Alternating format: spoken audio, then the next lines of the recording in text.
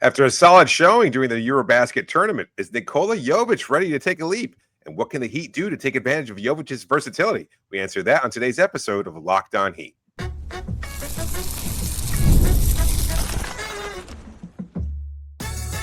You are Locked On Heat, your daily Miami Heat podcast, part of the Locked On Podcast Network, your team every day. All right, welcome to Locked On Heat, your daily podcast on the Miami Heat. Whether you're tuning in on YouTube or on your favorite podcast app, thanks so much for making Locked On Heat your first listen every day. Today's episode is brought to you by FanDuel. Right now, new customers can bet just $5, and if your bet wins, you'll get $300 in bonus bets to use across the app. Download the FanDuel app today. I'm Wes Goldberg, host of Locked On NBA Daily and Real GM Radio, here with David Ramil. Both of us are credentialed Heat media members who cover this team every day, and we have a great show for you today. We are continuing our 25 of 25 series with a look at one of David's all-time favorite players. But I want to start with this upcoming season. And when I'm looking at this roster, David, trying to figure out how this Heat team can make the playoffs, can be competitive, can exceed expectations even. When I look at this roster, my eyes keep ending up on Nikola Jovic. He might be the ultimate wild card in this group, given the way that this roster is built. I'd argue that of all the bigs on the roster, and you really only have three of them, you know what you're going to get from Bam and Kel'el Ware, right? Like Bam, we're going to get a bounce back year from him. We know that we're going to get the all-world level defense. We're going to get decent enough production on offense. We're going to get all that stuff. With Kel'el, we know, okay, development year. There'll be ups and downs. Like we almost understand like there's going to be inconsistencies with Kel'el Ware, but we pretty much know what that is going to look like. It's going to look like development. We really don't know what to expect, though, with Nico. And as the only other big on this roster, I think that's a massive question. And for the Heat, again, to exceed expectations, to be competitive, to make the playoffs, they need him to be good. Because if he's not good, then I don't know how many good bigs Miami has. One, in Bam, considering that we really don't know if Ware is going to be a positive or a negative. We just know that it's going to be it'll be continuing his development, whatever.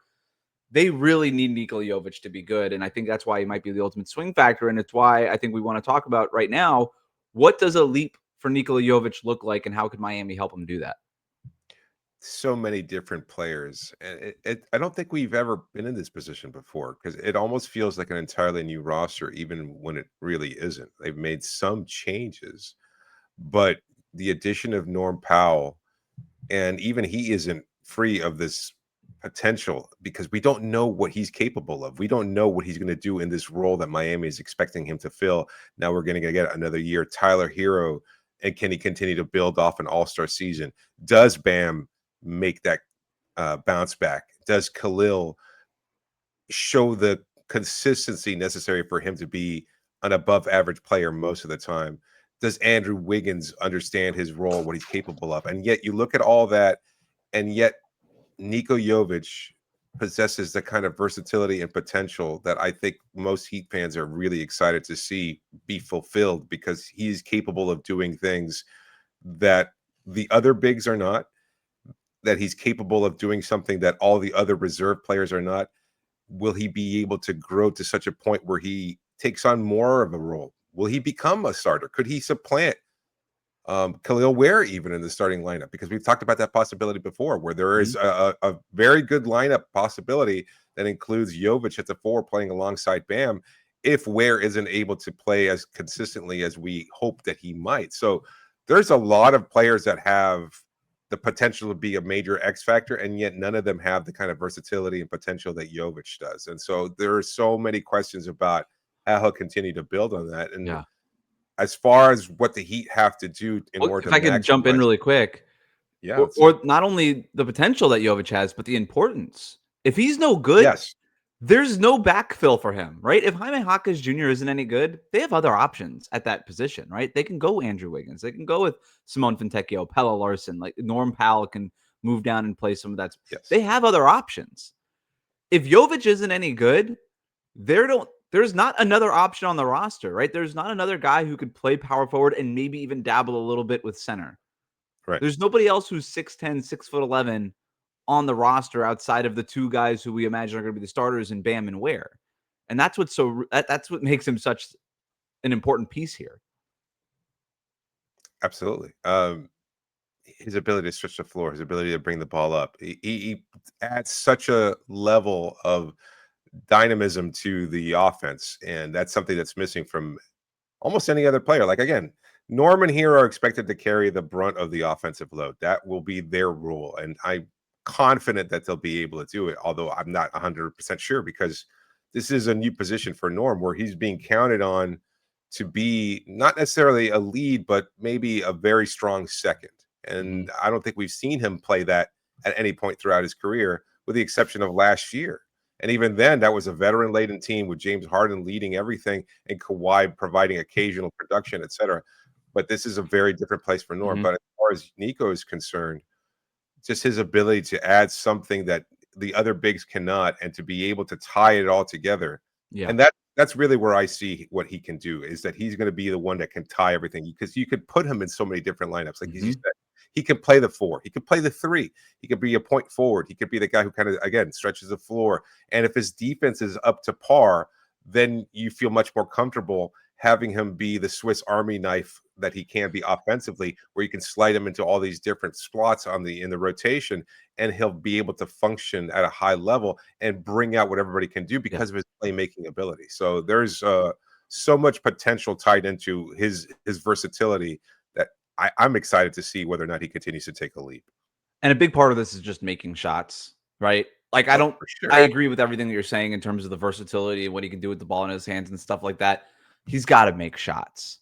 Absolutely. And there's some games where at the NBA level, he's not making shots. And then it kind of seems to torpedo the rest of his game. Yes. Right? Where he just doesn't. But then when he's making shots, all of a sudden you see him a little bit more active in transition. There's more pep in his step defensively. He had a really good Eurobasket showing. He averaged almost 13 points per game on shooting splits of 60, 52, 92. I mean, that's elite. Now, he was playing off of Nikola Jovic and a really good Serbia roster. But those are elite numbers, and that's what we're talking about, making shots. Now, he's not going to shoot 60% overall and 52% from 3 for the balance of the NBA season. We know that. But, David, what's your confidence scale, like 1 to 10, based on his Eurobasket showing that this means that there is a leap coming? That's a tough one to answer, because there's the fact that it's the Eurobasket tournament, so it's a completely different league with a completely different style of play. And as you mentioned, playing off Jokic maximizes what everybody can do. He's that good of a player. He bends the floor so completely, unlike any other player in the NBA. And so I wonder how much of that's going to translate, because we've seen Nico be in this position before, where we see him take a leap of confidence, and you expect him to be the kind of player who can be an impact level player in the NBA, and it hasn't materialized right away. There's an adjustment period because Jokic isn't there to provide those easy shots. So I'm at a 6. Okay. And I don't think that's a bad thing necessarily. Yeah, I think it's fair. I think that's really high. I mean, guy played a dozen games in a different league, playing off the best player in the world, and you're at a 6. Like, that to me is pretty high. To me, what I'm looking for is that he's going to keep that confidence level, because we have, and it's a great point you bring up, when the 3 isn't falling, the other deficiency in his game become much more glaring and obvious. And part of that is psychological, and part of that is Nico's own fault. Like he just seems to regress, and we've seen it a number of times. Like covering him and talking to him and knowing how much of an important factor it is for him to retain that kind of level of confidence. And yet we've seen him in games where he misses a shot and his head drops a little bit too low, and he's not necessarily snapping back on defense or being that kind of active level engagement.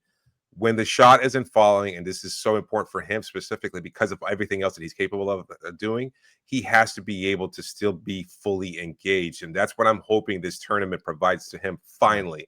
We've seen a taste of it before, and unfortunately, he did regress. The shot wasn't falling to start last season, even when he was given the starting job, and then he was just never quite the same player that we expected him to be.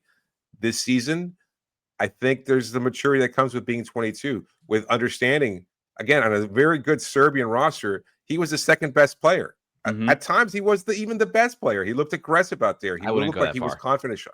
Well, it's enough. It's enough to say he's the second best player behind the best player in the world. That's still a pretty good outcome. Okay, in the sense that Jokic can turn it on and off. Like he's that good, where he's like, you know what, I don't have to do. I don't think anybody's ever mistaken though. Like You think the other Nikola might be the best one on the team? Like nobody was ever really thinking that.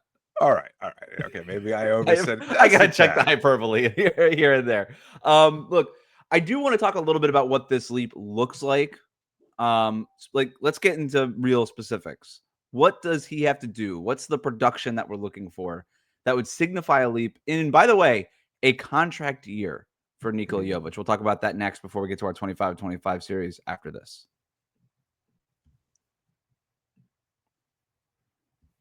Today's episode is brought to you by 5 Hour Energy. Caffeine just got a flavor upgrade. 5 Hour Energy shots deliver tasty caffeine in 17 bold flavors. Each 2-ounce shot packs the caffeine of a premium 12-ounce cup of coffee or plus B vitamins and nutrients with 0 sugar and 0 crashes. What I love most is how portable they are. Big taste, tiny shot. You can just take it anywhere you go and get that boost whenever you need it. So many different flavors. Personal favorite is the berry flavor. I really like the way it all kind of ties in together. And it's just a quick boost. You know what? Again, sometimes during the course of the day, I get a little rundown. It happens to all of us. Here in South Florida, I know 3:05 is cafecito time, but guess what? If you're not available to get that cafecito shot, or even if you are, get a little extra boost with 5 Hour Energy. It's that good. Enough with boring, flavorless caffeine. It's time to give your caffeine a flavor upgrade with 5 Hour Energy shots. Get the favorites you love or be bold and try something new in store or online at www.5hourenergy.com or via Amazon today. We'll be right back. Thanks again for making Locked On Heat your first listen every day. Before we get to our 25-25 series, what does the leap for Nikola Jovic look like? So one of the things that I want to discuss is just how he's used. And we've talked about that a lot while we were watching Eurobasket, David. We loved how Serbia played fast, up-tempo. They got Nico involved in the open court, whether it was him bringing the ball up off of a rebound or just finding him in transition and all of these things. And it just felt like at the NBA level for Miami, too often he was just parked in the corner. Yeah. And then you look at the numbers and then you're like, I kind of see why they parked him in the corner. He shot 47 and 48% from the corners over the last 2 seasons. That's really good. And it's really hard not to park that guy in the corner if he's doing that. If he's making half of his shots essentially from those corners, it's like, okay, yeah, I kind of see why we're parking you in the corner. Now, you want to diversify it, right? You want to figure out other ways to get him involved. So, and by the way, I am sure that Erik Spoelstra is going to do that. I am sure.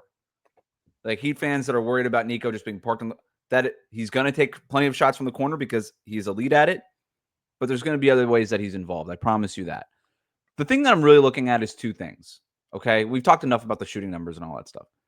Sure. It's the other 2 things that I'm really concerned about with Nico. Number 1, he's got to play games. He played 15, 46, and 46 games over his first 3 seasons. He's got to stay healthy. Enough with these nagging injuries that it's like every little soft tissue injury like knocks him out for a month. Yeah. He's got to stay healthy and he's got to maybe play through some of this stuff. Like, I'm not going to pretend to be the doctor, but he's got to play more games. That's the number 1 thing first and foremost. The second thing is the rebounding has to get better. Yeah. I know that Nico doesn't think of himself as big. He's openly bristled about playing center in the G League. I got news for you, dude. You're 6'10", you're 6'11". I don't care what position you are. You could be a point guard at 6'10". As long as you're 6'10", you're still going to be asked to rebound, and you're still going to be expected to rebound. It doesn't matter what position you play. If you're that tall, you're supposed to go get the ball. That's the job. And when I see your rebounding rate go down with more minutes last year, where you're averaging less than 4 rebounds per game and 25 minutes per game, that is a major red flag. And I know it's something that the Heat coaching staff is asking is on him to do is, hey, get stronger, be more physical, play with physicality, play with force, go get the damn ball when it goes up. You got to rebound. And by the way, that was a underrated way that he was used in Serbia. A lot of don't run the play for me stuff, cutting off the ball, getting offensive putbacks. We saw this a number of times in Serbia where he was punishing smalls. He's got it in him. Now, maybe it's easier said than done. Maybe it's easier to do in the Eurobasket tournament than it is in the NBA, but You got to do it at the NBA. That to me, when you ask what does the leap look like, that's what that looks like. I'm not looking just for, hey, he made more shots than he did last year. He shot a higher percentage. That to me isn't a leap. To me, a leap is a qualitative improvement in the way you play. And that's what that would look like for me. The first point I think is an important one because it's the missed time where it always seems like it's steamrolled whatever progress he's made within the course of the season. And I think that's going to be I think it's going to be less of an issue because we've seen him put on muscle. And I think that's also something that comes with age, getting used to the wear and tear of the NBA game and having to deal with a heightened level of physicality.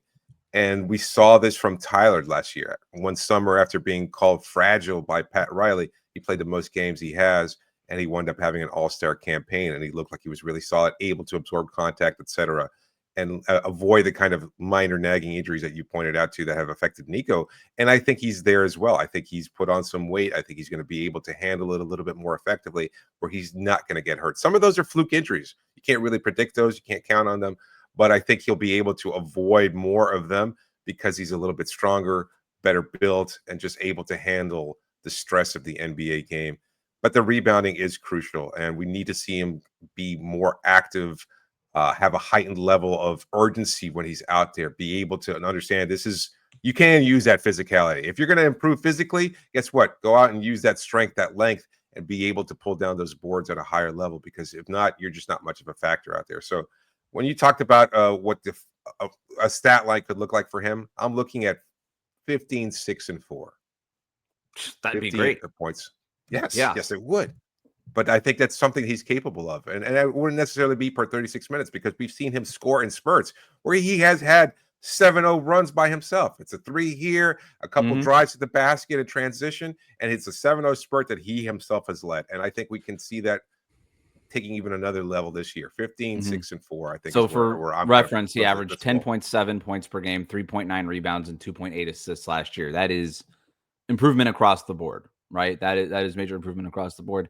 And that gets him into that conversation like we've talked about. Can he be Miami's Naz Reid? That's what that looks like, right? Yes. A real swing factor, a guy who changes the tempo of the game, the tone of the game, and lifts those bench units when your starters are out. Like that's that kind of player. And that's the kind of thing I think Miami is expecting from Nikola Jovic this year. So we'll see what happens. But let's move on. This is our 25 of 25 series, looking back at the top 25 Heat players of the last 25 seasons. Each episode, we'll be taking an in-depth look at every player who made the list as voted on by us and our Locked On Heat Insider community through the lens of what made them a definitive part of the franchise's history. Tyler Hero checked in at number 9. Now, and number 8, he hails from Slovenia. You know him as the Dragon. Zoran knows him as his brother. He's the media's favorite player. It is Goran Dragic, David. Goran Dragic began playing professionally overseas at age 17, playing in Spain and in his native Slovenia before being selected in the second round of the 2008 NBA draft. He spent a few years in Phoenix, stuck as a reserve before he was traded to the Houston Rockets for a season and a half, and emerging as an on and off starter while averaging nearly 12 points a game. He returned to Phoenix as a free agent in 2012 and enjoyed his breakout season the following year as a full-time starter while averaging 20.3 points and 5.9 assists per game while shooting nearly 41% from three-point range. He was named to the All-NBA third team and even garnered some MVP votes along the way. He played the 2014-15 season on the last year of his contract, and while he would have been fine staying with the Suns, it was clear they didn't want to pay him and what he was looking for. As a result, the Suns traded him to Miami in February 2015, looking to pair him with Dwayne Wade and Chris Bosh in the first year since LeBron James left to Cleveland. But nearly immediately after Dragic was acquired, it was announced that Bosh was dealing with season-ending blood clots and Miami's season was torpedoed. Dragic struggled to play alongside Wade, but it wasn't clear if their styles would have meshed better if Bosh had stayed on the roster. However, Dragic did choose to re-sign with Miami over the Knicks and other suitors in 2015. The following season, Bosh returned and Dragic seemed to take a step back, almost in deference to Wade, and the strategy worked until Bosh's season was again cut short. But Miami still managed to win 48 games that season and make it to the second round of the playoffs. Unfortunately, Wade would leave Miami in 2016 to join the Bulls. Bosh was forced to retirement, and Dragic was suddenly expected to lead a team that was clearly rebuilding around Goran and Hassan Whiteside. The team struggled mightily in the 16-17 season, going an abysmal 11-30 to start the year until something just clicked and Dragic's scoring averages went from 15 points per game in November to over 22 in February. Dragic was tough and aggressive and endeared himself to Heat fans by refusing to back down in any situation and gaining a reputation as a somewhat dirty player, which of course made him even more beloved by Heat fans. Playing alongside Dion Waiters, the two formed a solid duo nicknamed 7-11 that could attack in multiple ways. The team responded by going 30-11 over the second half of the year, but still missing the playoffs. The following year, Dragic would make his lone All-Star appearance in what was a solid year, but felt like more of a lifetime achievement honor than anything else. He would undergo knee surgery during Wade's final year in 2018-19 and play just 36 games, and his production waned considerably. But following the acquisition of Jimmy Butler, he was revitalized in a reserve role, and in Butler found a kindred competitive spirit, his brate, that would lead the team to the NBA Finals. In the playoffs during the Orlando bubble, Dragic was incredible. Reinserted as a starter, he averaged nearly 20 points per game. His late-game heroics will be long remembered, as Dragic seemed to thrive in the Orlando bubble, embracing the opportunity to just focus on basketball like a true Heat lifer. Unfortunately, a nagging case of plantar fasciitis stopped Dragic's amazing play in Game 1 of the Finals. The muscles in the bottom of his foot basically tearing, and he would miss the next 4 games, even as Butler almost single-handedly willed the Heat to 2 wins. Dragic, ever the warrior, returned in the deciding Game 6 despite the excruciating pain. He played in 50 games the following season with Miami, but he was never quite the same. More of a liability than ever defensively, and not quite the scorer he'd previously been. In a painful move, Dragic was sent to Toronto in exchange for Kyle Lowry, the top free agent of 2021, to maximize Butler's championship window in Miami. Dragic would play for a handful of teams over the next 2 seasons before officially retiring in 2023. He still hangs around the team in no official capacity. The Dragon will fondly be remembered for his fiery competitiveness, losing several teeth and refusing to give up, as big a proponent of Heat culture as there ever has been, and in my opinion, the best point guard in team history. So much to get into there. We're going to talk about that, where he ranked among our panel, and our biggest Goran Dragic what if moment after this. Today's episode is brought to you by FanDuel. The NFL season's here, and FanDuel is making sure you're ready for kickoff with a can't miss offer, because right now, new customers can bet just $5, and if your bet wins, you'll get $300 in bonus bets to use across the app. You'll love using FanDuel because it fits however you like to bet, whether it's player props, building a same-game parlay, or even jumping in live as the action unfolds. It makes every game more exciting, whether you're watching your team or just keeping an eye on your fantasy lineup. It's quick, it's easy, it's the best way to add a little bit more energy to your Sunday. So, are you ready to play? Well, download the FanDuel app now by visiting FanDuel.com to get started. That's FanDuel.com to place your first $5 bet. We'll be right back. What stands out to me about Dragic's time in Miami, and when I think back to those years where he was on the roster, he was so different than pretty much every other star that the Heat have ever had. In the way that, I mean, in the obvious way in that he was European, and it just felt like for years the Heat had an aversion to European players. That was probably more coincidental than anything, but it was there. And then he comes fresh off of making an All-NBA third team, and we're talking about his finishing numbers at the rim.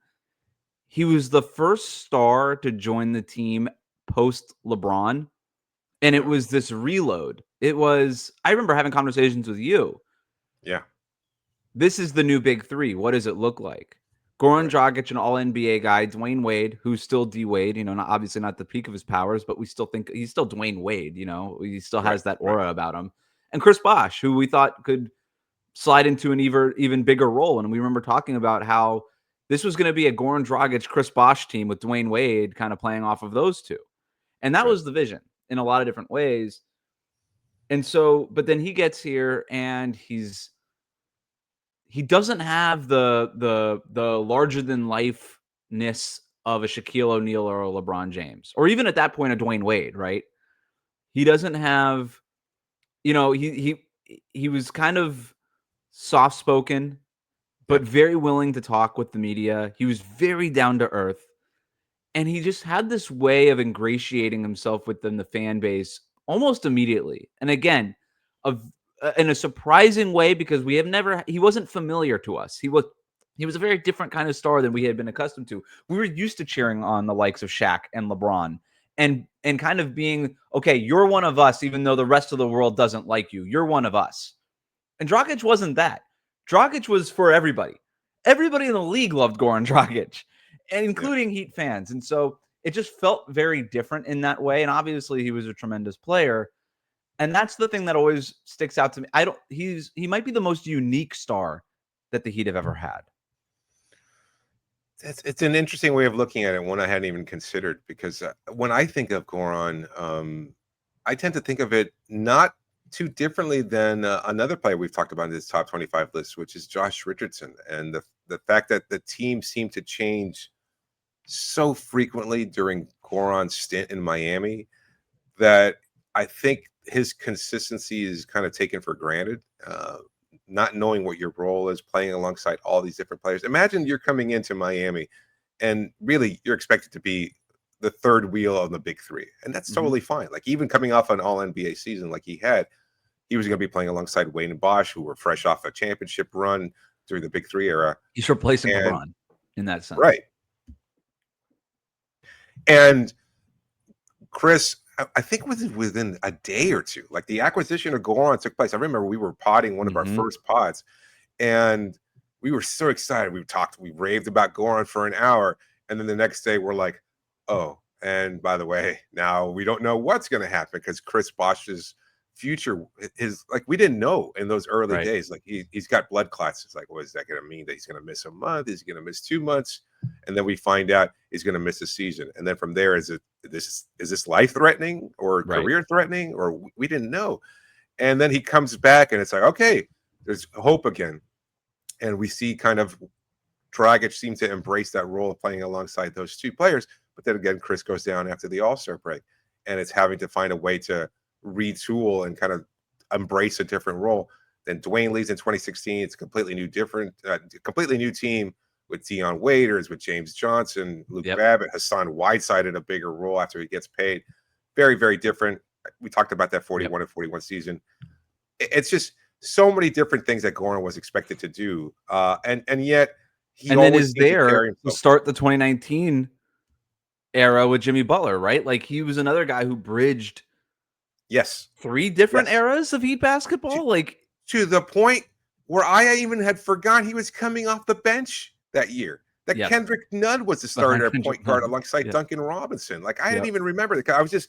I'm so used to thinking of Goran being this consistent player who's always been there.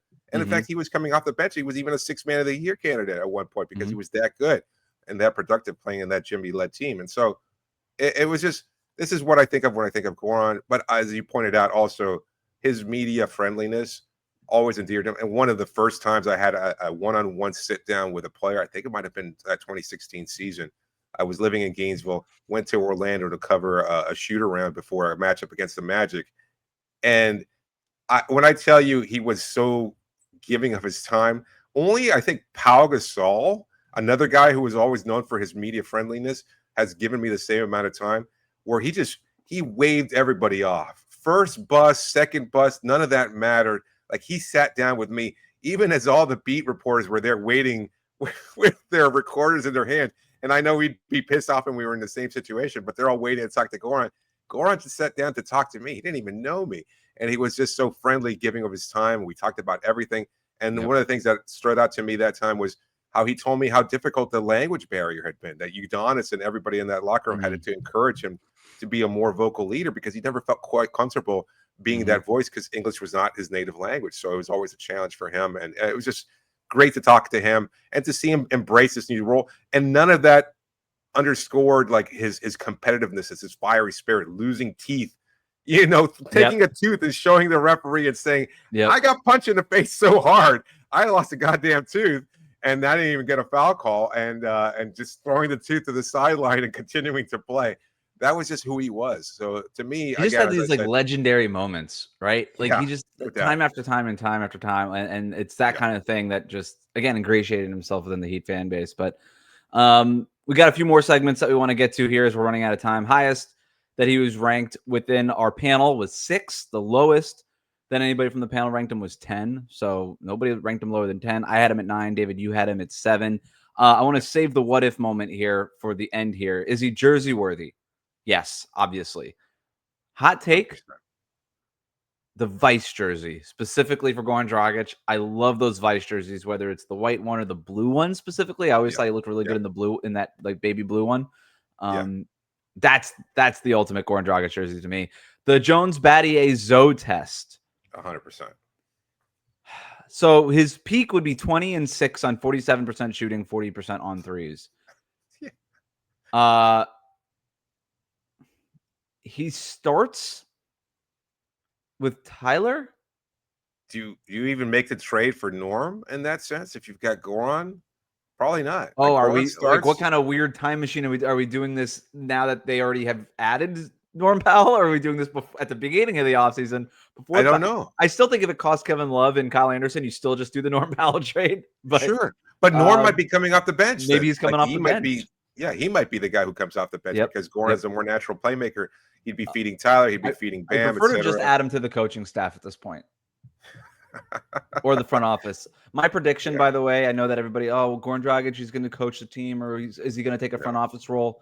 Here's my official prediction about Goran Dragic eventually joining the Heat front office, which I do believe will happen, and it's up to him. Yeah. And my guess is it will happen within the next 2 or 3 years. Yeah. And my prediction for the job, it will be a hybrid role.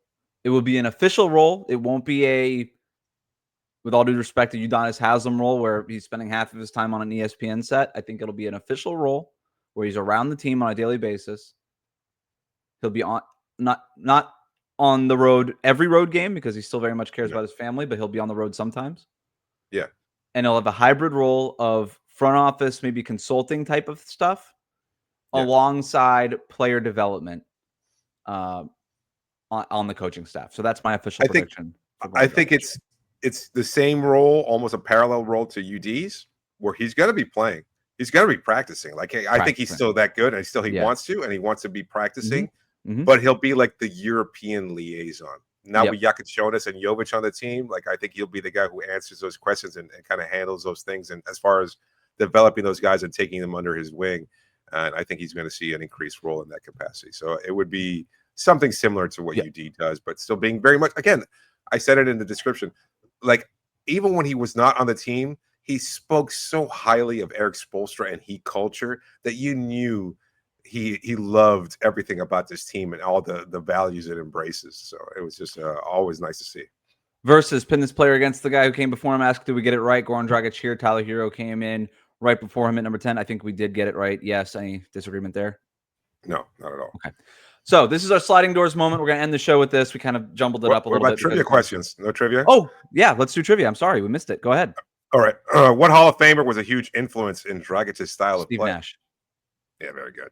What was the nickname for Goran's effective way of driving to the basket? That wasn't just gnashing? We call that gnashing now. I guess no. When he would clear a little space to get to the hoop. Oh, the shoulder. What did we call it? The iron shoulder? The iron shoulder. Did I get it right? The iron shoulder. Yeah, the iron shoulder. Wow. I can't believe I remembered that. Okay. Very he good. would put the ball down, just lean in with that right, push a little bit, and clear his way to the hoop. And that's why he was able to finish at almost 60% at the rim. He was a good finisher. Goran Dragic and his brother Zoran made history back in 2015 for something. What was it? Oh, this one's easy. When they were both playing with Phoenix, Marcus and Markieff Morris were also playing with the Suns, and it was like the first time all four of the two sets of twins or whatever were playing in a game together. Two sets of brothers playing at the same time on the same team. Yeah, absolutely. Good one. You got 3 for 3 on this one. You nailed it.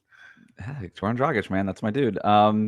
What if moment? This is the sliding doors moment, a what if moment that could have changed the way we think about this player's career in Miami. Yeah, so there's only one. If he doesn't break the foot in 2020. That's it. He was so good. I was looking at his points in the Eastern Conference Finals against Boston, and he was so good in that series. He had 29-point outing in game 1. He was dominant. He was roasting dudes. If anything, I think the move for Derek White doesn't happen if not for Goran Dragic being as good as he was. He kind of just forced things for Boston to have to change their roster around, because he did really he hurt Boston that series, and he was playing at such a high level. He was dealing with the plantar fasciitis even then, but then you expect him to be able to carry the team. And I remember making this point as I was covering the finals. Maybe they didn't have the number one player on the team on that matchup. Maybe they didn't even have the best number two player because Anthony Davis was as good as he was.